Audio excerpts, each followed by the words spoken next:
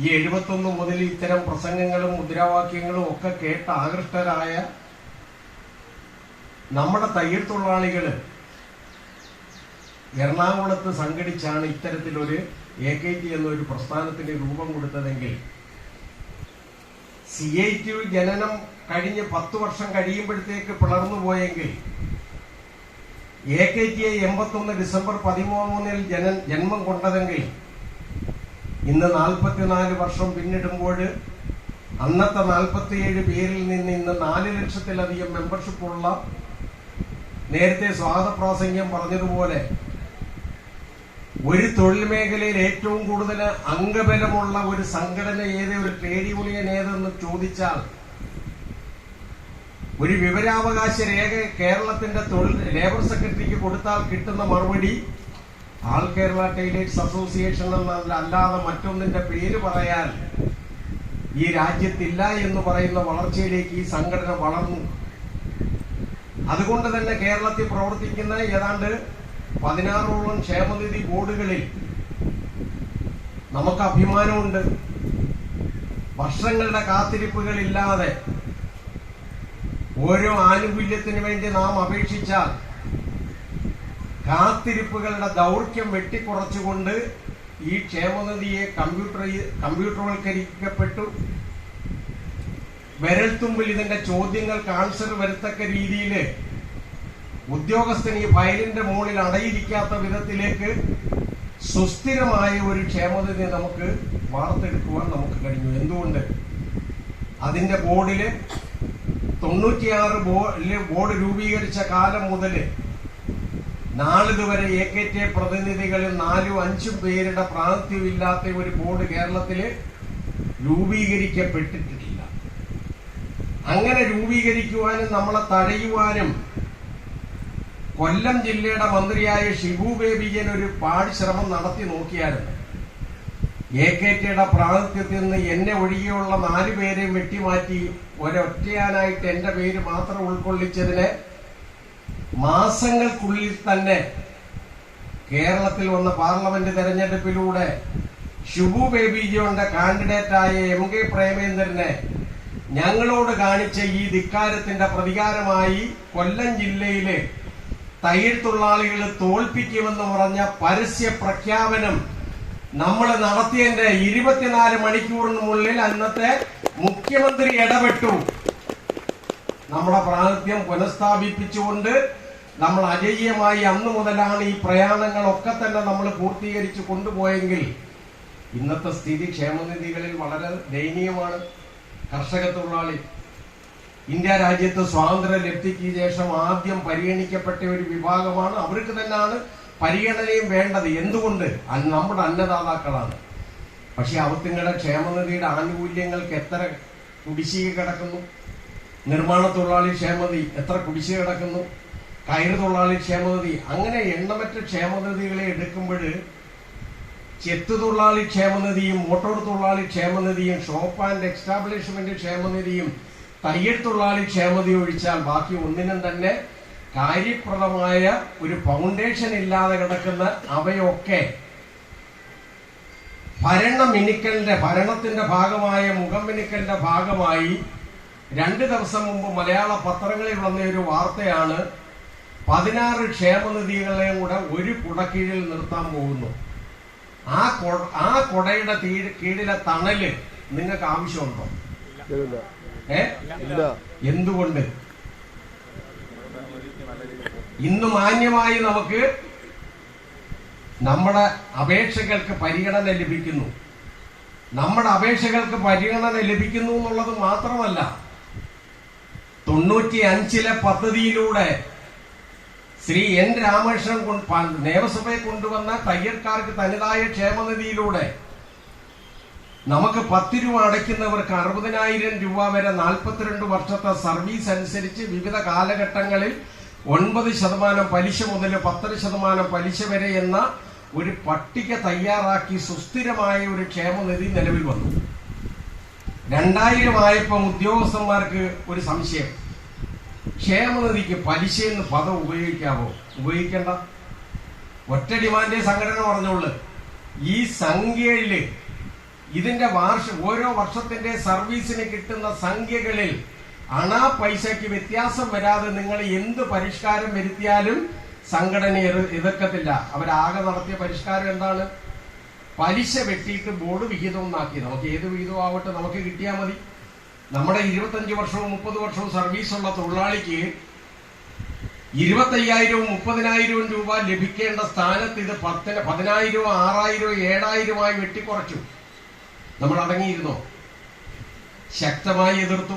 പ്രേമേന്ദ്രന്റെ കഥ പറഞ്ഞതുപോലെ മറ്റൊരു പാർലമെന്റ് തെരഞ്ഞെടുപ്പിന് മുമ്പ് അന്ന് ഷിബുവും പ്രേമേന്ദ്രനും ആയിരുന്നു അതിനിരയായതെങ്കിൽ മറ്റൊരു പാർലമെന്റ് തെരഞ്ഞെടുപ്പ് വന്നപ്പം ഇതിന് കാരണക്കാരായ ഇന്നത്തെ ഭരണക്കാരായ ഇടതുപക്ഷത്തിനെതിരെ ശക്തമായി കേരളത്തിലെ തൊഴിലാളികൾ പ്രതികരിക്കുമെന്ന് പറഞ്ഞ് കേരളത്തിന്റെ 140 MLA-മാർക്ക് നവകേരള സദസ്സുകളിലെ മുഖ്യമന്ത്രിക്കൊക്കെ കൊടുത്ത നിവേദനങ്ങള് ഒന്നുപോലും നമുക്ക് പരിഹാരം കണ്ടില്ല. പരിഹാരം വന്നത് എപ്പോഴാ? പാർലമെന്റ് തെരഞ്ഞെടുപ്പില് അമ്പെ പരാജയപ്പെട്ടപ്പം ബോധം ഉദിച്ച് കേരളത്തിന്റെ ഇടതുപക്ഷ സർക്കാരിന് 4 ലക്ഷം കുടുംബങ്ങളോട് നമ്മൾ ഇങ്ങനെ ഒരു ചതി ചെയ്യണ്ടായിരുന്നു. തിരുത്തി. നമ്മളെ നഷ്ടപ്പെടുത്തിയ ആ റിട്ടയർമെന്റ് ആനുകൂല്യങ്ങൾ പൂർണ്ണമായി നമുക്ക് തിരിച്ചു തന്നു. നമ്മൾ ഹാപ്പിയായി. അപ്പോഴാ ഒരു അവതാര പുരുഷൻ വന്നിരിക്കുന്നു തയ്യൽ തൊഴിലാളി ക്ഷേമനിധിയിലേക്ക്. ഷിബു ബേബി യോണിന്റെ ഭരണത്തിൽ അദ്ദേഹത്തിന്റെ PS ആയിട്ട് വർക്ക് ചെയ്ത ആളെ തൊഴിലാളിയുടെ സർക്കാർ പിടിച്ച് തയ്യൽ തൊഴിലാളി ക്ഷേമനിധിയുടെ ചീഫ് ഓഫീസറായി.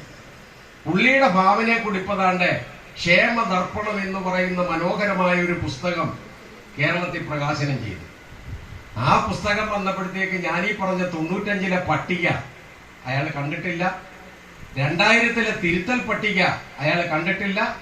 അയാൾ ഒറ്റ വാക്കിൽ 2021 നിയമസഭയിൽ വന്ന TP രാമേശ്വരൻ കൊണ്ടുവന്ന തയ്യൽ തൊഴിലാളി ക്ഷേമനിധി അതിൽ 1.5 ലക്ഷം രൂപ റിട്ടയർമെന്റ് എന്ന് പറയുന്നതിന് കൂട്ടുപലിശ ചേർത്ത ഒരു പട്ടിക തയ്യാറാക്കി വെച്ചിരുന്നതിനെ പൂർണ്ണമായി എടുത്തു മാറ്റപ്പെട്ടുകൊണ്ട് കേവലം 5.5% പലിശ എന്ന് പറയുന്ന ഒറ്റ വാക്കിന്റെ ഒരു ഉത്തരവ് ഈ ക്ഷേമ ദർപ്പണം എന്ന് പറയുന്ന പുസ്തകത്തിലൂടെ ഈ കേരളത്തിന്റെ സമൂഹത്തിനോട് പ്രസിദ്ധീകരിച്ചാൽ നമ്മൾ അടങ്ങിയിരിക്കുമോ? അടങ്ങിയിരിക്കാൻ പറ്റുമോ? പറ്റൂല. പച്ചയ്ക്ക് പറയേണ്ടി വന്നു. മന്ത്രി പങ്കെടുത്തില്ല. പങ്കെടുക്കുന്ന സ്ഥലത്ത് തിരുവനന്തപുരം ജില്ലാ സമ്മേളനത്തിന്റെ പൊതുസമ്മേളനത്തിലും ആ സമ്മേളനത്തിലും മാധ്യമങ്ങളുടെ മുമ്പിലും പറഞ്ഞു, ക്ഷേമദർപ്പണം എന്ന് പറയുന്ന ഈ ആഭാസ പുസ്തകത്തിനെ പിൻവലിച്ച് തയ്യൽ തൊഴിലാളികൾക്ക് ഈ 1.5 ലക്ഷം രൂപ എന്ന് പറയുന്ന വ്യക്തമായ പട്ടിക പ്രസിദ്ധീകരിക്കുന്നിടം വരെ കേരളത്തിലെ 4 ലക്ഷം തയ്യൽ തൊഴിലാളികൾ വിശ്രമമില്ലാതെ ഈ സർക്കാരിനും ഈ നിയമവിരുദ്ധതയ്ക്കെതിരെയും പോരാടുമെന്ന് പറഞ്ഞ പ്രഖ്യാപനം നമ്മൾ തുടങ്ങിയെങ്കിൽ ഇന്ന് ഈ മഹത്തായ സംരംഭത്തിലേക്ക് ഇറങ്ങിത്തിരിച്ച നമ്മളെ സംബന്ധിച്ചിടത്തോളം ഒരടി നമ്മൾ പിറകോട്ട് പോകാൻ ഉദ്ദേശിച്ചിട്ടില്ല. ഇന്നിവിടെ വെച്ച് ഈ മണ്ണിൽ വെച്ച് നമ്മൾ സംസ്ഥാന കമ്മിറ്റിക്ക് ചേർന്നിട്ട് ഇതിന്റെ ഘട്ടം ഘട്ടമായിട്ടുള്ള സമരമുറകളെ സംബന്ധിച്ച് നമ്മൾ ആഹ്വാനം ചെയ്താൽ ഞാൻ മുംബൈ എന്ന നിലവാരത്തിൽ നിങ്ങൾ ഓരോരുത്തരും മുന്നിലേക്ക് വരാൻ കഴിയണം. ഇത് ഞാനിവിടെ പരാമർശിക്കപ്പെട്ട ഈ വിഷയം നമ്മുടെ തൊഴിൽ മേഖലയിൽ നമ്മൾ അധ്വാനിച്ച പൈസ മുടക്കി സർക്കാരും കൂടെ സഹകരിച്ച് ഒരു അർദ്ധ സർക്കാർ സ്ഥാപനമായ ക്ഷേമനിധി ബോർഡിൽ വന്നിട്ടുള്ള സമീപകാലത്തെ അന്യായങ്ങളെ കുറിച്ചാണ് ഞാനിവിടെ പരാമർശിച്ചത്. ഇതിവിടെ നടക്കുമ്പോഴും തൊഴിൽ മേഖലയെ സംബന്ധിച്ച് തൊഴിലാളി സംഘടനകളെ സംബന്ധിച്ച് അവരനുവർത്തിക്കേണ്ടതായ ഒരു കാലോചിതമായ മാറ്റമുണ്ട്. പഴയ വരട്ട് ചിന്താഗതിയിൽ നിന്നൊക്കെ മാറിക്കൊണ്ട് പ്രത്യശാസ്ത്രപരമായി അവനവനെ സംരക്ഷിക്കാൻ കഴിഞ്ഞെങ്കിൽ മാത്രമേ ഇവിടെ ജീവിക്കാൻ നമുക്ക് അർഹതയുള്ളൂ. അപ്പൊ നമ്മുടെ തൊഴിൽ മേഖലയിലേക്ക് ബംഗ്ലാദേശ് പോലുള്ള ദരിദ്ര രാഷ്ട്രങ്ങളിൽ നിന്ന് ഉൽപ്പാദിപ്പിക്കുന്ന ഉൽപ്പന്നങ്ങളെ ഇവിടുത്തെ കോർപ്പറേറ്റുകൾ വാങ്ങി രാജ്യമൊട്ടാകെ 5,000-6,000 കൗണ്ടറുകളിലിട്ട് മാർക്കറ്റിംഗ് വിപുലീകരിക്കുമ്പോൾ ചെറുകിട കച്ചവടക്കാരെല്ലാം വളരെ കഷ്ടത്തിലാകുന്നു. അതിനോടൊപ്പം വസ്ത്രനിർമ്മാണ മേഖലയുമായി തൊഴിലെടുക്കുന്ന തയ്യൽ തൊഴിലാളികളും ദാരിദ്ര്യത്തിലേക്ക് പോകാൻ പോകുന്നു. അതിനെ നമുക്ക് എങ്ങനെ കൗണ്ടർ ചെയ്യാം നമ്മൾ ചിന്തിക്കുമ്പോൾ ആരോടാണ് നമ്മൾ മത്സരിക്കേണ്ടത്? ആനയോടാണ് മത്സരിക്കേണ്ടത്. ആരാ ആന? അംബാനി, അദാനി, ടാറ്റ, ബിർള തുടങ്ങിയ ലോക മുതലാളിമാരുടെ പട്ടികയിൽ 4-3 സ്ഥാനങ്ങളിൽ നിൽക്കുന്നവരോട് വേണം മത്സരിക്കാൻ. മത്സരിക്കുന്ന ആളുകളുടെ കപ്പാസിറ്റി എന്താണ്? മത്സരിക്കുന്ന ആളുകൾക്കുള്ള ആസ്തി ബന്ധങ്ങൾ എന്തൊക്കെയാണ് എന്ന ചോദ്യങ്ങൾക്ക് ഒറ്റ മറുപടിയേ ഉള്ളൂ. എന്താണ്? ഈ തൊഴിലൊരു മഹത്തായ തൊഴിലാണ്, ഇതൊരു കരവിരുതാണ്. തയ്യക്കാരന്റെ കരവിരുതിലൂടെ ഉൽപ്പാദിപ്പിക്കപ്പെടുന്ന വസ്ത്രങ്ങൾക്ക് അതിൻ്റെതായ ഒരു ബ്രാൻഡിങ്ങിലൂടെ നമുക്ക് മാർക്കറ്റ് ചെയ്യപ്പെടാൻ കഴിഞ്ഞാൽ 4 ലക്ഷം കുടുംബങ്ങൾക്കും തൊഴിൽ വേണ്ടുന്നവർക്ക് തൊഴിൽ പരിശീലിപ്പിക്കാം. സ്വന്തമായി വരുമാനം വേണ്ടുന്നവർക്ക് സംരംഭത്തിലേക്ക് കടക്കാം. നിങ്ങൾക്കൊരു കൊച്ചു മുതലാളിയാവണോ, അതിന് 1 ലക്ഷം രൂപയുടെ ടൈലർ ടച്ച് കൗണ്ടർ തുടങ്ങാം. ഈ 3 ഘട്ടങ്ങളിലൂടെ കടന്നു പോകുന്നതിലൂടെ നേടുന്ന വരുമാനത്തിൽ നമ്മളിൽ കഷ്ടത അനുഭവിക്കുന്ന, യാതന അനുഭവിക്കുന്നവരുടെ ഓരോ അവസ്ഥാവിശേഷങ്ങൾക്കനുസൃതമായി സഹായങ്ങൾ എത്തിച്ചു കൊടുക്കാം. ഈ 4 കാര്യവും ഇപ്പൊ ടൈലറിംഗ് പാർക്കില് നമ്മൾ ഈ കഴിഞ്ഞ 1 വർഷം കൊണ്ട് നേടിക്കഴിഞ്ഞപ്പോൾ നമ്മൾ ഈ മേഖലയിൽ ഉണ്ടായ പുതിയ പരിവർത്തനം എന്താണ്? പുതിയ ടെക്നോളജി. സജീവ് ഇവിടെ പറഞ്ഞതുപോലെ വിൽകോം എന്ന് പറയുന്ന വേൾഡ് പ്രശസ്തമായ ഫാഷൻ ഡിസൈനിങ് കമ്പനിയായ വിൽകോമിന്റെ സോഫ്റ്റ്വെയർ നമ്മുടെ കേരളത്തിൽ നേരത്തെയും ഉണ്ട്, ഇപ്പോഴും ഉണ്ട്. പക്ഷെ അവര് ഇപ്പോഴേ AI സഹായത്തോടെ ഏറ്റവും മോസ്റ്റ് മോഡേൺ ഡിസൈനുകള് നിമിഷ നേരം കൊണ്ട് രൂപപ്പെടുത്താൻ കഴിയുന്ന ഒരു സോഫ്റ്റ്വെയർ ലോകത്ത് അവര് ലോഞ്ച് ചെയ്തപ്പോ തന്നെ നമ്മുടെ രാജ്യത്തെ ആദ്യത്തെ അപേക്ഷകരായി നമുക്ക് മുന്നിൽ വരാൻ പറ്റി. കേരളത്തിന്റെ ആദ്യത്തെ കസ്റ്റമറായി സരിയാ സർട്ടിഫിക്കറ്റ് ഞാൻ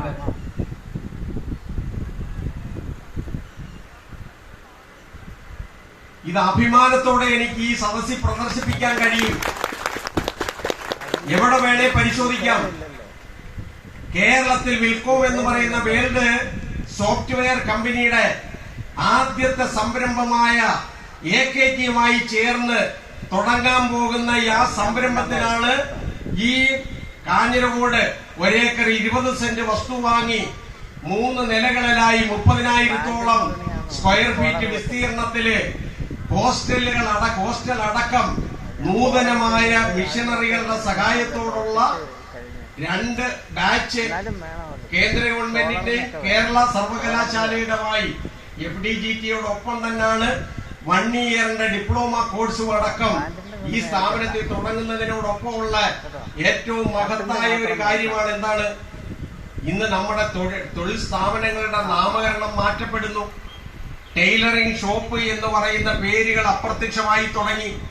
പകരം വന്ന പേരുകൾ എന്താണ്? ബോട്ടിക് എന്ന പേരിൽ പുതിയ മോഡലുകളായി ഫാഷൻ മാറിയതിനോടൊപ്പം ടൈലറിംഗ് ഷോപ്പുകളും മാറ്റിക്കൊണ്ടിരിക്കുന്നെങ്കിൽ ആ മാറ്റം സ്വീകരിക്കാൻ AKT എന്ന തൊഴിലാളി സംഘടന സന്നദ്ധമാണെന്നും അതിൽ അംഗങ്ങളിൽ താല്പര്യമുള്ളവരെ ബോട്ടിക് തുടങ്ങുന്നതിന് ആവശ്യമായ സാമ്പത്തിക സഹായവും അതിന്റെ ടെക്നിക്കൽ സഹായവും കൊടുക്കുന്ന 4 മാസത്തെ അതിന്റെ 4 സിലബസ് വെച്ചിട്ടുള്ള ഒരു കോഴ്സും അടക്കം നമ്മൾ ആരംഭിക്കാൻ പോകുന്ന ഈ ഘട്ടത്തിലാണ് നമ്മൾ ഈ ഒരു കർമ്മത്തിലേക്ക് നമ്മൾ ഇറങ്ങി തിരിച്ചതെങ്കിൽ ഇനിയും നമ്മളെ സംബന്ധിച്ചിടത്തോളം ഒരുപാട് ദൂരം നമുക്ക് യാത്ര ചെയ്യേണ്ടതായിട്ടുണ്ട്. ഒരുപാട് സംഗതികളിലൂടെ നമുക്ക് കടന്നു പോകേണ്ടതായിട്ടുണ്ട്. അവിടൊക്കെ നമ്മളുടെ കരുതലുകള്, നമ്മളുടെ ഓരോരുത്തരുടെയും ഉത്തരവാദിത്തങ്ങള് അതേ അളവുകളിൽ തന്നെ നമ്മൾ നിർവഹിച്ചോ എന്ന് അവനോടൊരു ആത്മപരിശോധന നടത്തിക്കൊണ്ട് നമുക്ക് മുന്നേറാൻ കഴിഞ്ഞാൽ ഇവിടെ അംബാനിയല്ല, ഏത് കോർപ്പറേറ്റ് വന്നാലും കേരളത്തിൽ എന്ന് പറയാൻ നമ്മൾ വെച്ച ആശയത്തിൽ നമ്മളുടെ തയ്യൽ തൊഴിലാളികളുടെ ആക്റ്റീവ് മെമ്പർമാരായ 3 ലക്ഷം പേര് ഒരു വർഷം കേവലം 1000 രൂപയ്ക്ക് വീതം ടൈലർ ടച്ചിന്റെ ഉൽപ്പന്നങ്ങൾ വാങ്ങി ഉപയോഗിച്ചാൽ തന്നെ ഈ കോർപ്പറേറ്റ് സ്ഥാപനത്തിലേക്ക് ഒഴുകി പോകേണ്ടിയിരുന്ന 35 കോടി രൂപയുടെ അവന്റെ വിറ്റുവരവിന് ഒരു മാർഗദർശനം ഉണ്ടാക്കാൻ നമുക്ക് കഴിയുമെന്ന് പറഞ്ഞ നമ്മുടെ ആ ആശയം ഇന്ന് കേരളത്തിൽ 216-ലധികം കൗണ്ടറുകള് വളരെ ഗംഭീരമായി പ്രവർത്തിച്ചു പോകുന്നതെങ്കിൽ അതിവിദൂരമല്ലാതെ ഇനിയും നമ്മുടെ ലക്ഷ്യമായ 10,000 കൗണ്ടറുകളിലേക്ക് എത്തിക്കുന്നതിന് അത് ഒരുപാട് സമയങ്ങളുടെ ദൗർഘ്യങ്ങള് വേണ്ടിവരില്ല എന്ന ഉറപ്പോടുകൂടി തന്നെ തികച്ചും ആത്മവിശ്വാസത്തോടുകൂടി തന്നെ ഇന്ന് ഈ ഫലകം ഇവിടെ അനാച്ഛാദനം ചെയ്തതെങ്കിൽ നമ്മുടെ മുമ്പിൽ ഇപ്പോൾ ഉള്ള ഒറ്റ പ്രതിബന്ധമുള്ള എന്താണ്? കാലഘട്ടങ്ങളിൽ വരുന്ന മാറ്റങ്ങൾക്ക് അനുസൃതമായി സാധാരണ ജനങ്ങൾ അനുഭവിക്കുന്ന ദുരിതങ്ങളോടൊപ്പം നമ്മളും ആ ദുരിതത്തിൽ നമ്മൾ കാലവിളംബപ്പെട്ടുപോകുന്നു. എന്തുകൊണ്ട്?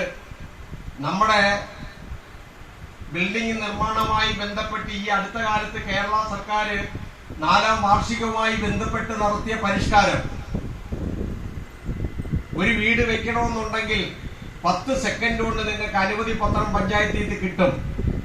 ഇന്നിപ്പോ പറഞ്ഞ 10 മാസം കൊണ്ട് കിട്ടുമെന്ന് പോലും സംശയിക്കുന്ന അവസ്ഥയിലാണ് നമ്മുടെ കേരളത്തിന്റെ പഞ്ചായത്തുകൾ, നമ്മുടെ കുണ്ട്ര പഞ്ചായത്ത്. കാര്യം കെ സ്മാർട്ട് പൂർണ്ണമായി പഞ്ചായത്തുകാരെ പഠിപ്പിച്ചിട്ടില്ല.